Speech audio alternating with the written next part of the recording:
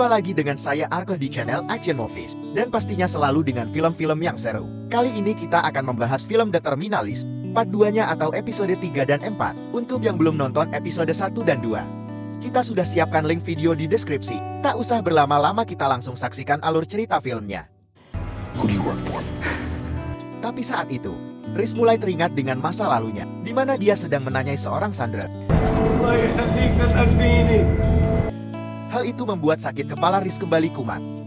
Riz tetap berusaha untuk terus menanyai Josie, namun kepalanya semakin sakit. Dan setelah semakin dipaksa, akhirnya Josh menyebut sebuah nama, yaitu Saul Agnon. Seseorang yang ternyata membayar Josie untuk melakukan tugasnya. Saul adalah orang yang memberikan informasi dan uang untuk Josie. Josh pun mencoba melawan saat Riz sedang kesakitan. Namun untunglah Riz bertindak cepat dan segera menembak Josie. Riz segera melepas ikatan Josie dan membuat seolah-olah itu adalah kejadian bunuh diri dan segera meninggalkan tempat itu.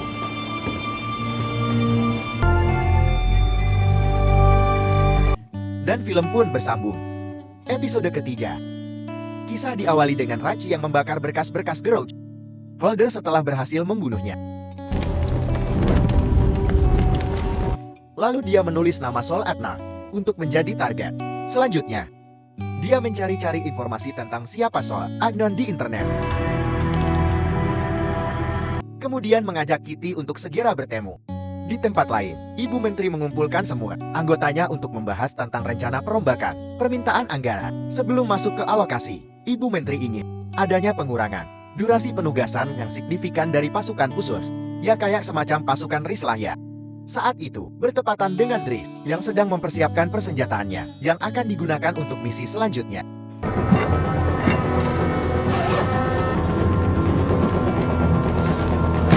Para anggota Kongres terlihat agak keberatan karena mereka sudah membahas anggaran sejak lama. Namun Ibu Menteri tetap memaksa karena merasa para prajurit telah sangat berjasa untuk berjuang demi mereka semua. Let's go. Beberapa saat kemudian, Riz pergi ke sebuah restoran untuk menemui Kathy yang telah lebih dulu menunggunya Anita City.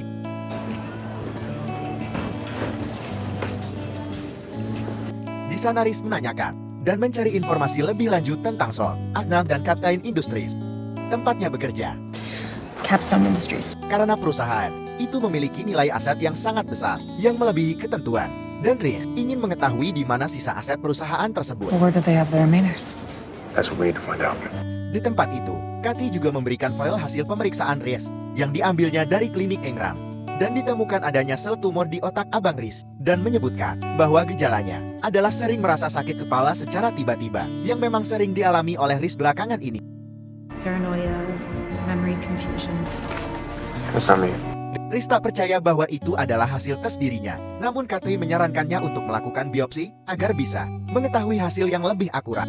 Tapi saat setelahnya, Riz melihat seseorang yang mencurigakan datang ke sana dan segera mengajak Kathy untuk pergi dari tempat itu. We gotta go now. Wait! Reese, wait! Riz mengetahui kalau orang yang baru saja dilihatnya adalah seorang prajurit. Riz sengaja menabrakkan mobilnya ke mobil orang tersebut. Dan saat baru saja keluar dari mobil, orang tersebut langsung menembak Riz. Untunglah Riz berhasil lebih dulu melumpuhkan orang tersebut dan mengambil sebuah map yang berada di minus dalamnya. Read that. Open it. Ternyata Riz telah dijadikan target buruan. Dan isi map tersebut adalah semua data-data tentang dirinya. Sampai di sana, akhirnya Riz mengajak Kitty untuk berpisah dan bersembunyi untuk sementara waktu. Tapi sebelum pergi, Riz sempat memberikan sebuah senjata pada Kathy untuk berjaga-jaga. Kathy juga meminta informasi soal Capstone agar dia bisa mencari info lebih lanjut tentang perusahaan tersebut. You know how to reach me. Di tempat lainnya, terlihat sebuah pasukan yang sedang berlatih perangan di dalam sebuah gedung. All clear! Pasukan itu dipimpin oleh Steve. Lunch break's over. Come on, let's go. Setelah latihan itu, Steve langsung menuju ke kantornya di Caption Industries. Dia adalah pimpinan dari perusahaan tersebut, dan Saul Agnon bekerja untuknya. Saul memberitahukan pada Steve bahwa Gordo telah tewas. Gordo's dead. Reese isn't. Untuk informasi kalian, Gordo adalah orang yang barusan berhasil ditembak mati oleh Reese. Di jalanan, Saul cemas jika Reese masih hidup berkeliaran, karena Josh tahu siapa dirinya. Si Saul ini belum tahu kalau Josh juga udah mati ditembak sama Reese. Namun Steve menyuruh Saul untuk tetap fokus, karena mereka ada sebuah kesepakatan yang bernama plano, yang harus berhasil untuk mereka wujudkan, karena Capstone sudah mengeluarkan banyak uang untuk usahanya itu. Dan Steve membutuhkan Saul untuk menyelesaikannya. I need you there, okay? Pada malam hari di sebuah motel, Reese meminum obat untuk meredakan sakit kepalanya yang sedang kambuh. Saat itu Reese kembali berhalusinasi, di mana dia sedang berada di rumahnya bersama istrinya yang masih sedang hamil. Daddy's little ass kicker. Kondisi itu berubah jadi buruk ketika terdengar bunyi ledakan dan banyak burung-burung yang menabrak rumahnya. Is she gonna be okay, Daddy? Hingga akhirnya membuat Reese tersadar. Keesokan paginya, Ben pun datang ke sana untuk membawakan Reese makanan dan juga memberikan info bahwa NCIS telah mengeluarkan peringatan, dan orang yang memburu Reese di jalan adalah Adrian Gordonis, seorang mantan marsok yang saat ini bekerja untuk Talas Textikan. Dan karena banyaknya orang yang sedang mencari Reese saat ini, Ben menyarankannya untuk tetap bersembunyi, sementara Ben sendiri akan ikut mencari tahu tentang Capture Industries. I'm also gonna take a dive into Capstone. Kita berpindah ke sebuah tempat golf, di mana Sugdan bertemu dengan mitra bisnisnya yaitu Elias dan Michael untuk mewujudkan kesepakatan pembelian perusahaan. Ben juga telah berada di sana untuk melakukan pengintaian terhadap Saul.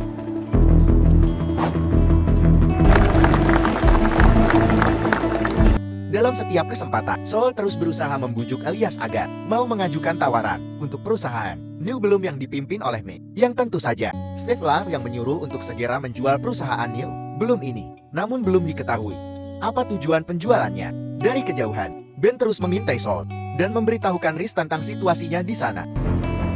Yeah, I got eyes on him. Sementara itu, Kathy yang sudah berada di sebuah rumah tepi pantai untuk bersembunyi, segera menelepon temannya, Jordan, untuk mengabarkan bahwa dia telah salah tentang Reese selama ini. Kathy hanya meminta izin untuk keluar kota sejenak, lalu langsung mematikan teleponnya. Sedangkan di tempat Ibu Menteri, salah satu anggotanya kembali menanyakan, apakah si ibu telah benar-benar yakin dengan keputusannya, karena hal itu akan membuat peringkat mereka menjadi turun. Ada hal yang hidup bersifat. Si botak yang bernama Reese ini mengatakan bahwa mungkin kontraktor mereka tidak akan menyetujui usulan yang diberikan si Ibu Menteri ini, namun Ibu Menteri tetap bersikeras dengan keputusannya. Mendengar hal itu, Rick selalu pergi dan masuk ke dalam ruangannya untuk menelepon seseorang melalui ponselnya yang terenkripsi. Something's happening out here. Thought you'd wanna know. Adegan berpindah ke Reese yang pergi ke sebuah klub malam. Di sana, kedatangannya disambut oleh seorang cewek yang bernama Raven. Reese mengatakan kepada Raven bahwa dia ingin berpesta, namun dia sering mengalami sakit kepala. Lalu Raven menawarkan metadol untuk membantu Reese. Reese pun setuju untuk membelinya. Thank you, baby. Sit tight.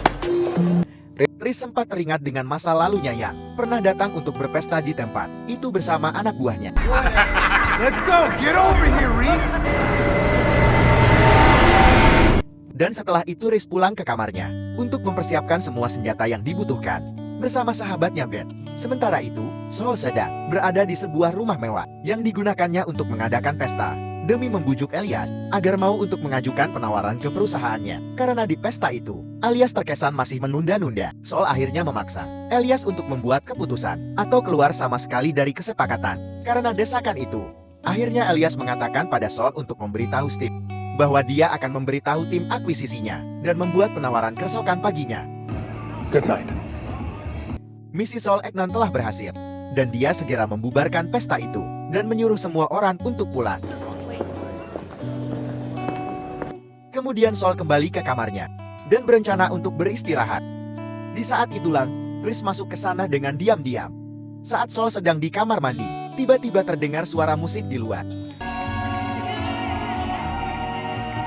Saul melihatnya, namun tidak ada seorang pun di sana. Reese segera menutup kepalanya dengan plastik, lalu mengikat tangannya dari belakang.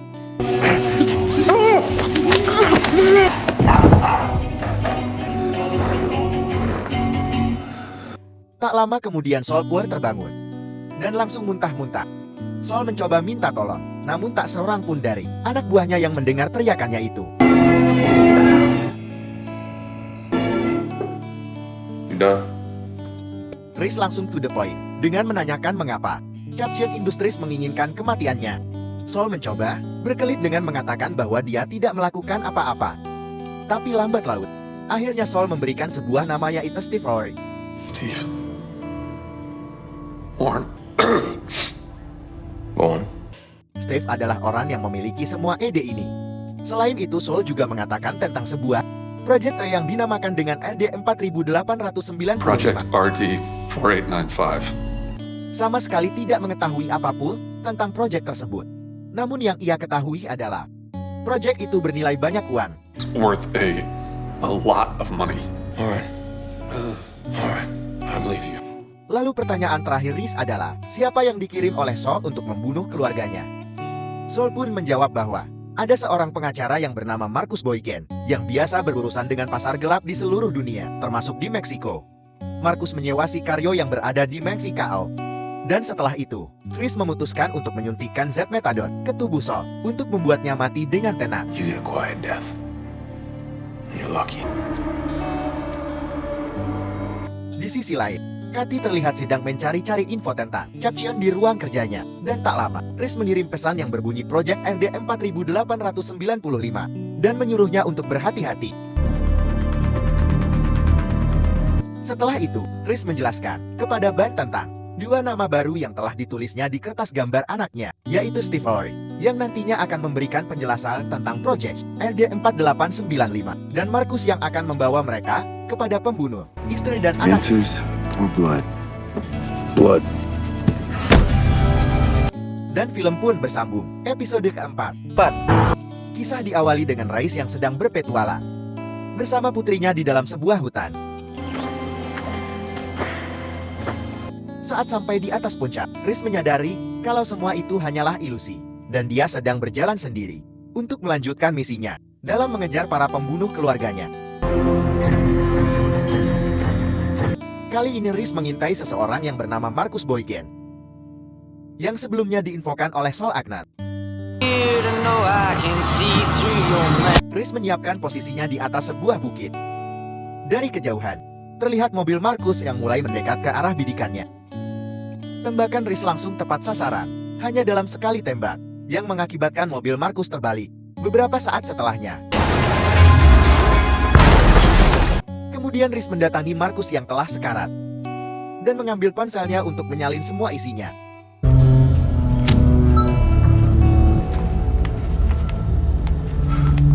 Scene selanjutnya memperlihatkan Reese yang bersiap berangkat ke Meksiko untuk melanjutkan pencariannya bersama teman wanitanya yang bernama Riley.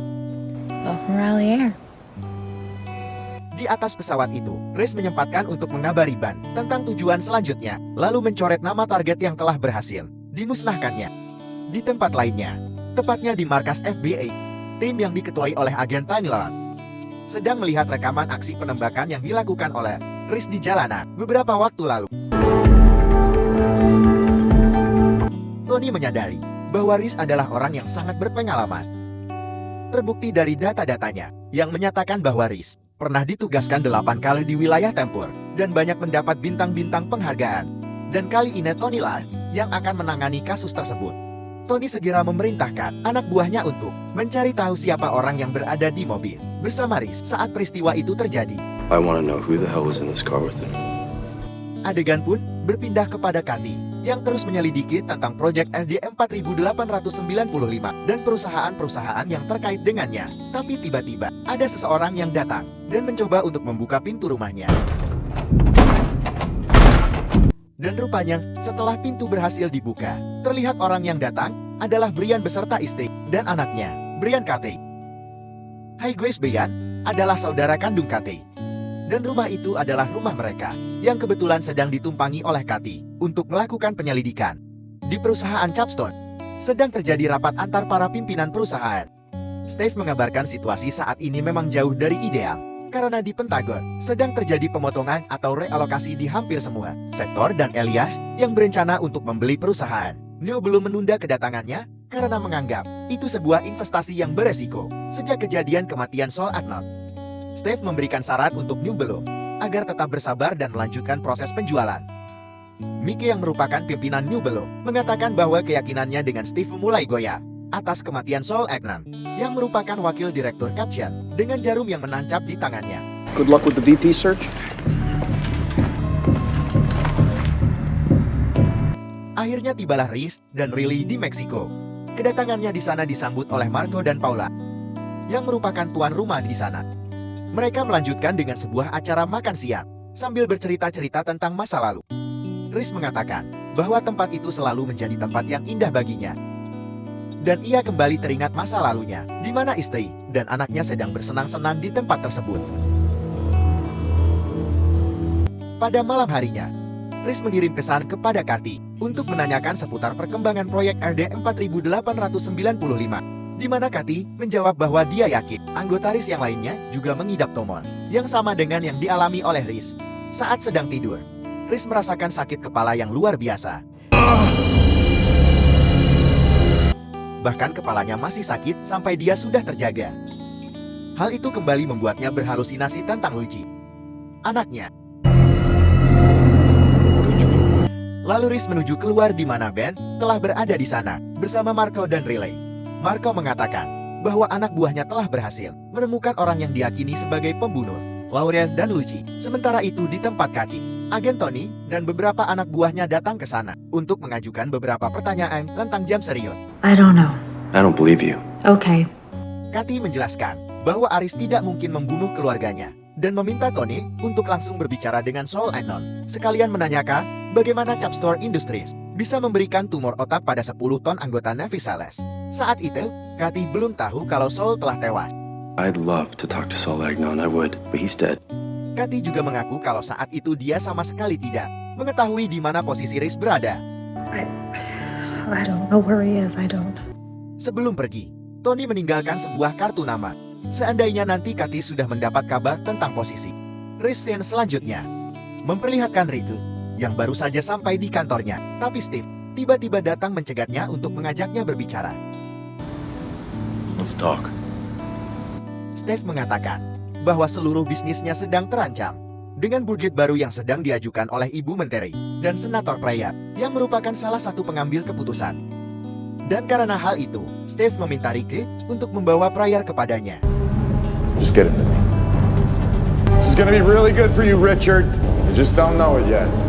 Sementara itu di Meksiko, Reese dan timnya mulai menyusun strategi untuk melakukan serangan terhadap orang yang telah membunuh keluarganya. Reese mendapat info bahwa pembunuh itu bernama Nahafas, orang yang bekerja untuk beberapa kartel, dan seorang pembunuh bayaran yang saat ini satu lengannya sedang mengalami luka. Reese awalnya ingin melakukan serangan langsung hanya dengan Ben. Namun Marco juga ingin ikut serta, karena ini adalah peluangnya untuk membasmi seluruh kejahatan itu. Alright. Tapi saat rapat masih berlangsung, kepala Reese mulai terasa sakit, hingga akhirnya membuatnya pingsan. Dari hasil pemeriksaan, ditemukan bahwa tumor yang sedang diidap oleh Reese ternyata tumbuh dengan cepat. Dokter menyarankannya untuk melakukan biopsi pada ahli bedah bagus yang berada di kota Meksiko, dengan jangka waktu penyembuhan 6 sampai 9 bulan. Namun, karena posisinya saat itu, Reese akan melakukan penyerangan. Dia hanya meminta obat untuk mengatasi gejala-gejala sakit yang sering timbul di kepalanya. Dan karena masalah penyakit itu Ben, Riley dan Marco kembali memastikan apakah Reese tetap sanggup untuk meneruskan misinya atau tidak. Can you operate? Mengingat penyakit yang sedang diderita oleh Reese saat ini sangat berbahaya, Reese pun memastikan bahwa dia akan tetap menjalankan misinya karena si Nahafas ini telah mengambil semua yang berharga di dalam hidupnya. Nothing left to lose but this. I have nothing. He took everything from me. Dan saat Reese sedang mempersiapkan senjatanya, Paula mendatanginya dan meminta Reese untuk tidak kembali lagi seandainya dia masih selamat dalam menjalankan misinya. Karena bagi Paula, Reese boleh saja membalaskan dendam untuk kematian keluarganya. Namun tidak seharusnya Reese melibatkan teman-temannya dalam masalah ini.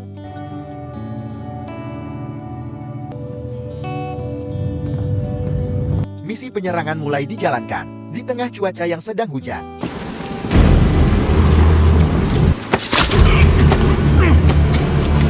salah satu anak buah Nahafas telah dilumpuhkan. Tim pun bergerak perlahan memasuki markasnya.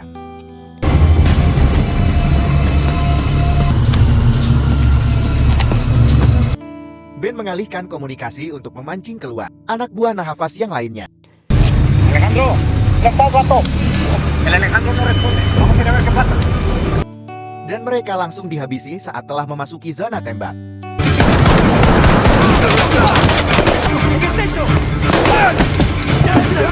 Penyergapan terus dilakukan dengan terus melumpuhkan pasukan musuh.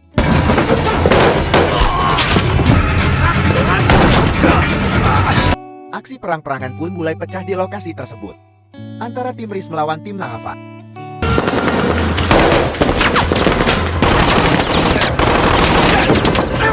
Tentu saja tim Riz lebih superior dalam aksi tersebut, mengingat mereka semua adalah orang-orang yang sangat berpengalaman di bidangnya.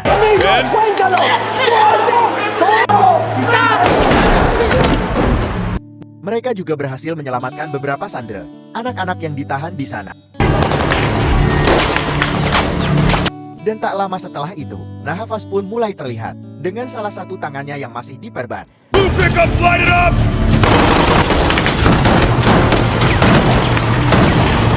Ben sempat tertembak, namun untunglah dia baik-baik saja. You good? Fuck yeah! Great hit! Nahafas tak menyadari kalau Riz telah berada di belakangnya. Dia pun mendapatkan tembakan dari Riz. Namun dia belum mati. Dan Riz memukulnya hingga pingsan lalu menyeretnya keluar.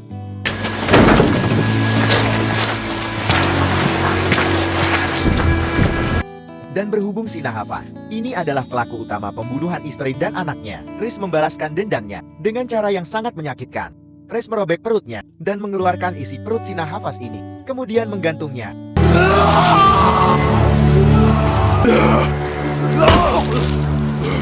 Ini benar-benar kejam saudara-saudara.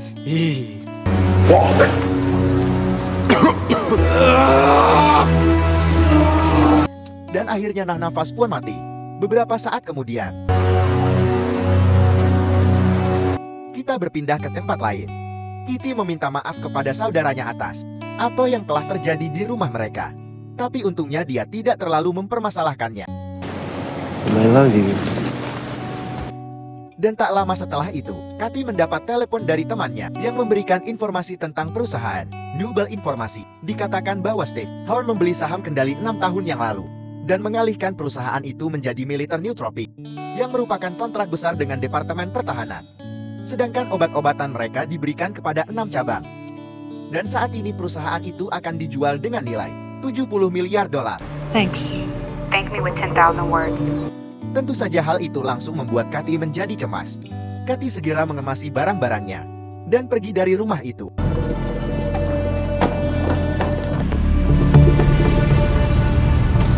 Dia tidak menyadari kalau Tony dan rekannya telah mengintainya dari luar. She's on the move. Kembali pada Riz, Ben memberikan sebuah file yang berisi semua data-data yang bisa didapatkannya tentang siapa Steve Horry. Dan pada saat itu, Riz sudah bersiap-siap untuk terbang bersama Riley untuk meninggalkan Meksiko. Riz menyempatkan diri untuk berpamitan kepada Marco dan keluarganya. Thank you. Dan memberikan sebuah senjata yang merupakan warisan ayahnya kepada Marco sebagai ucapan terima kasih karena telah membantunya dalam menjalankan misi. I can't accept. This was your father's. How about you hold on to her till I'm back? Dan film pun bersambung episode